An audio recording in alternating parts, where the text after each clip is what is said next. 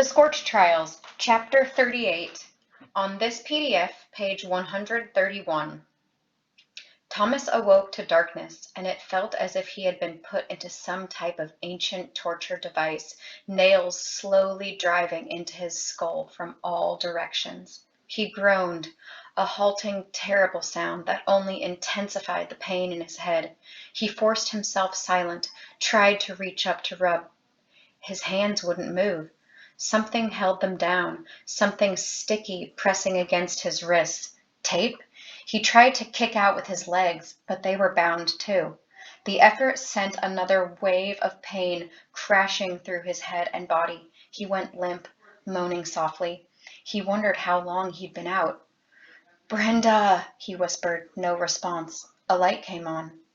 Bright and stabbing, he squeezed both eyes shut, then opened one just enough to squint through. 3 people stood in front of him, but their faces were in shadow, the light source coming from behind. "Wakey, wakey," a husky voice said. Someone snickered. "Want some more of that fire juice?" This came from a woman. The same person snickered again. Thomas finally grew accustomed to the light and opened his eyes fully. He was in a wooden chair, wide gray tape tightly securing his wrists to the armrests and his ankles to the chair legs. 2 men and 1 woman stood in front of him. Blondie, tall and ugly, ponytail. "Why didn't you just whack me out in the alley?" Thomas asked. "Whack you?" Blondie responded. His voice hadn't seemed husky before. It sounded like he'd spent the last few hours yelling out on the dance floor. "What do you think we are, some kind of 20th century mafia clan? If we wanted to whack you, you'd already be dead, bleeding in the streets." "We don't want you dead," Ponytail interrupted. "That would spoil the meat. We like to eat our victims while they're still breathing, eat as much as we can before they bleed to death. You wouldn't believe how juicy and sweet that tastes." Tall and Ugly laughed, but Thomas couldn't tell whether Ponytail was serious. Either way, it freaked him out. "She's kidding," Blondie said. "We've only eaten other humans when we're completely desperate. Man, meat tastes like pig crap." Another burst of giggles from Tall and Ugly. Not snickering, not laughing, giggling. Thomas didn't believe they were serious. He was much more worried about how their minds seemed off. Blondie smiled for the first time since Thomas had met him. "Joking again. We're not quite that cranked out yet, but I do bet people don't taste very good."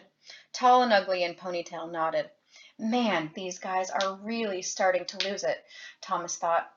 He heard a muffled groan to his left and looked over. Brenda was in a corner of the room, bound just as he was, but her mouth had been taped shut as well, making him wonder if she'd put up more of a fight before she passed out.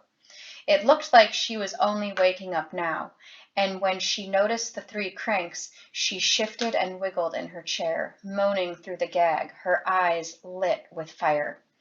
Blondie pointed at her. His pistol had magically appeared. "Shut up! Shut up or I'll splat your brain on the wall." Brenda stopped. Thomas expected her to start whimpering or crying or something, but she didn't, and he immediately felt stupid for thinking it. She'd already shown how tough she was. Blondie dropped the gun to his side. "Better. Good God, we should have killed her when she first started screaming up there, and biting." He looked at his forearm where the long arc of a welt shone red. "She's with him," Ponytail said. "We can't kill her yet." Blondie pulled a chair from the far wall and took a seat just a few feet in front of Thomas. The others followed suit, looking relieved as if they'd been waiting hours for permission. Blondie rested the gun on his thigh, its business end pointed straight at Thomas. "Okay," the man said. We've got us quite a lot to talk about. I'm not going through the normal bullcrap with you either. If you mess around or refuse to answer or whatever, I'm going to shoot you in the leg. Then the other one.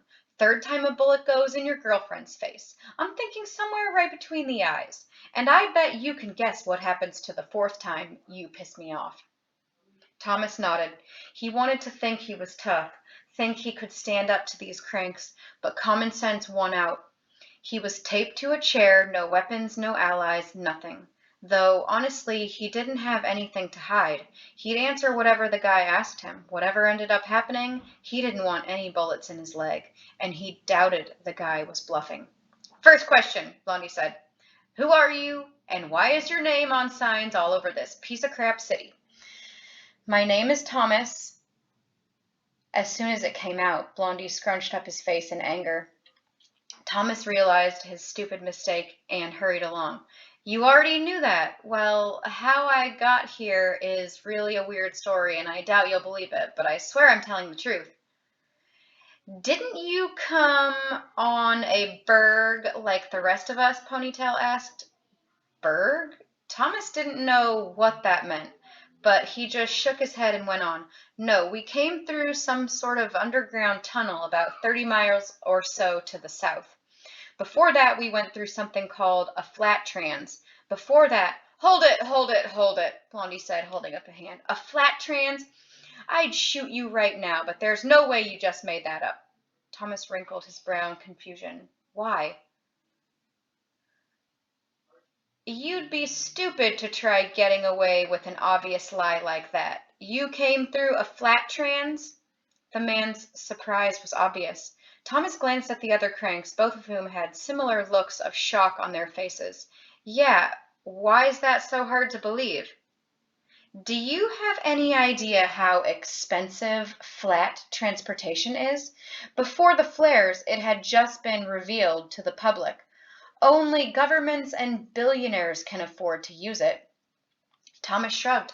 Well, I know they have a lot of money, and that's what the guy called it, a flat trans, kind of a gray wall that tingles like ice when you walk through it. What guy? Ponytail asked. Thomas had barely started and already his mind was jumbled. How could you tell a story like this? I think he was from Wicked. They're running us through some kind of experimenter test. I don't really know everything. We had our memories wiped. Some of mine came back, but not a whole lot.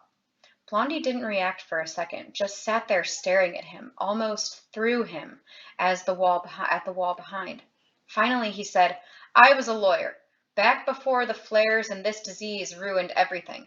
I know when someone's lying. I was very, very good at my job. Oddly, Thomas relaxed. Then you know I'm not. Yeah, I know. I want to hear the whole thing. Start talking. Thomas did. He couldn't say why, but it seemed okay. His instincts told him these cranks were just like everybody else, sent here to live out their last horrible years, succumbing to the flare. They were just trying to find an advantage, find a way out, like anybody would. And meeting a guy who had special signs about him all over the city was an excellent first step. If Thomas had been in their shoes, he'd probably have done the same thing. Without the gun and the bindings, hopefully. He'd told most of the story to Brenda just the day before, and related it much the same way. The maze, the escape, the dorms, before being given the mission to cross the Scorch. He took special care to make it sound very important, stressing the part about the cure waiting at the end. Since they'd lost the chance to have George's help getting through the city, maybe he could start over with these people. He also expressed his concern over the other Gladers, but when he asked if they'd seen them, a big group of girls, the answer was no. Once again, he didn't talk much about Teresa. He just didn't want to take any chances of endangering her somehow, though he had no idea how talking about her might do that. He also lied a bit about Brenda. Well, he never really lied directly. He just kind of made it sound like she'd been with him from the beginning.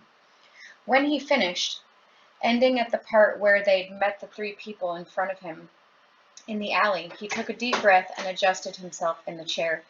Can you please take this tape off me now? A flick of Tall and Ugly's hand caught his attention, and he looked to see that a very sharp, shiny knife had appeared there. What do you think? He asked Blondie. Sure, why not? He'd held a stoic face throughout the tale, giving no hint yet as to whether he believed the story. Tall and Ugly shrugged and got to his feet, walked over to Thomas. He was just leaning over, knife outstretched, when a commotion broke out above. Hard thumps on the ceiling, followed by a couple of screams. Then it sounded like 100 people running. Frantic footsteps, jumping, more thumps, more screams. Another group must have found us, Blondie said, his face suddenly pale. He stood, motioned for the other two to follow him. A few seconds later they were gone, vanishing up a set of stairs and into the shadows. A door opened and closed. The chaos above continued. All of this combined to scare Thomas nearly out of his wits. He looked over at Brenda, who sat perfectly still, listening. Her eyes finally met his gaze. Still gagged, she could only raise her eyebrows. He didn't take their odds being left like this, taped to chairs. There was no way any of the cranks he'd met that night had a chance against ones like Mr. Nose. What if a bunch of full-gone cranks are up there? He asked. Brenda mumbled something through the tape. Thomas strained every muscle and started jumping his chair in tiny steps toward where she sat.